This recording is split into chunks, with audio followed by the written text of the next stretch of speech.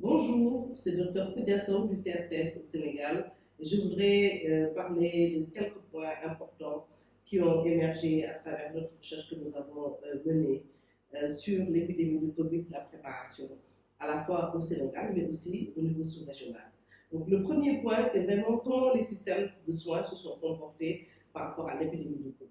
Donc, les systèmes de soins ont été surpris, comme dans la plupart des cas, mais avec leur expérience, de gestion de l'épidémie de VIH, de gestion de l'épidémie, ils se sont plus ou moins adaptés et en mettant en place, dans un premier temps, des mesures de santé publique extrêmement importantes et qui ont permis de pouvoir juguler l'épidémie dans une première période. Mais avec l'ampleur de l'épidémie, la répétition des vagues de Covid, progressivement, le système de santé a été dépassé. Dans un second temps, les populations, comment elles se sont comportées? Les populations ont été elles aussi prises de court, ont eu peur des effets du Covid et on a assisté au Sénégal à une forme de consensus autour du respect des mesures de santé publique qui ont été proposées par le gouvernement. Et ces populations, dans la plupart du temps, ont accepté toutes les mesures, la plupart en tout cas des mesures de restriction, notamment la plus importante qui était l'évitement ou l'interdiction des prières collectives, ce qui dans un pays musulman est quand même une privation importante. Mais aussi sur les restrictions en termes de voyage, mais au bout de quelques semaines, le respect de ces restrictions était devenu impossible, notamment pour une population qui est dominée par une économie informelle, où les gens travaillent au jour le jour pour retrouver de quoi nourrir leur famille. Donc dans ce contexte-là, très rapidement, s'est développée une forme de résistance, puis de révolte qui a amené les autorités à surseoir à l'ensemble, à la plupart des mesures d'interdiction et de confinement. Le troisième point sur lequel je voulais insister, c'est le mécanisme de gouvernance. Nous avons été dans cette épidémie face à une forme de médicalisation, mais une sorte aussi de gouvernance sous tutelle politique, où c'est le chef de l'État, le premier, qui successivement a partagé les différentes mesures de santé publique qu'il allait prendre. Et globalement, la réponse épidémique a été une réponse sous tutelle politique. Et parfois, il est arrivé que dans certains moments, c'est plus l'agenda politique qui a dicté les normes et les recommandations au gouvernement que les réalités scientifiques.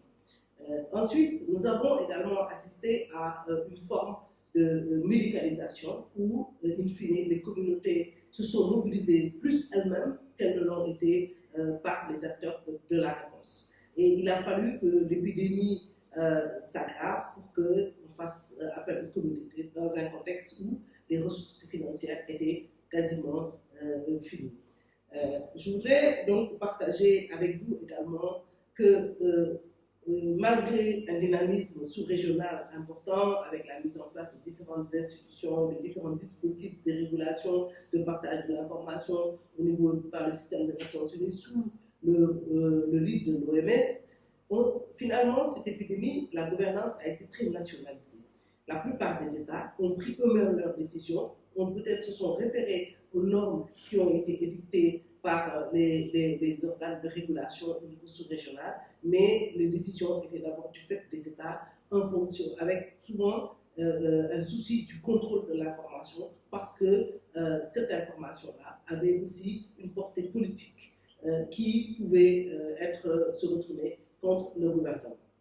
Sur le point de vue de la vaccination, nous avons assisté au début à une population très méfiante vis-à-vis de la vaccination, et puis qui progressivement, en ayant vécu la dangerosité de l'épidémie, avec une expérience pratique des décès des malades autour d'elle, a commencé à adhérer progressivement à l'idée de vaccination. Et lorsque les troisièmes vagues sont survenues avec des pics de mortalité assez importants, là, les populations sont allées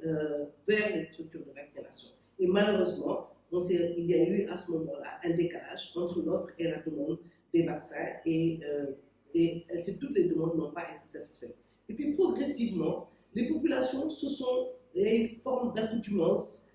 qui s'est développée avec la perte de la virulence du virus qui a amené les populations finalement lors des dernières vagues à relativiser l'efficacité du vaccin. Un vaccin qui, il faut le dire, a fait l'objet d'énormes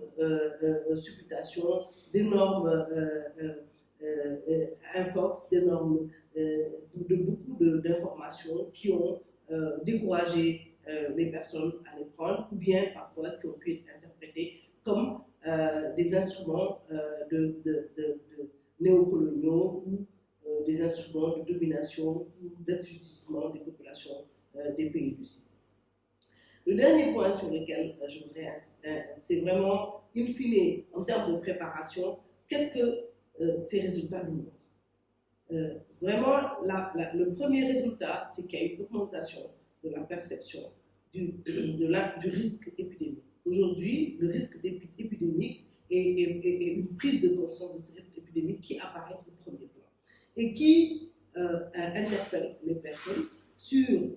d'une part, l'importance de revoir les mécanismes de préparation, de revoir les dispositifs institutionnels de mise en œuvre de la gestion et de la préparation des épidémies, mais également, je pense que le renforcement du système de santé. Donc c'est vraiment cette alliance entre des mesures exceptionnelles qui doivent être prises pour prévenir et prendre en charge les épidémies à des activités tout à fait quotidiennes dans le renforcement du système de santé, la résilience du système de santé, à la fois en termes d'équipement, en termes de ressources humaines.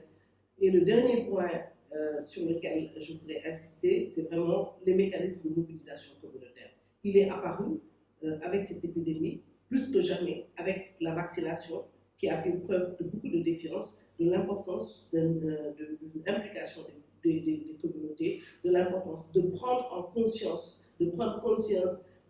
à la fois la vulnérabilité des communautés, mais aussi de leur capacité à prendre des décisions, à adhérer à des programmes lorsque les dispositifs sont accessibles, qu'ils sont acceptables et qu'ils sont facilement accompagnés pour qu'ils puissent y avoir accès facilement.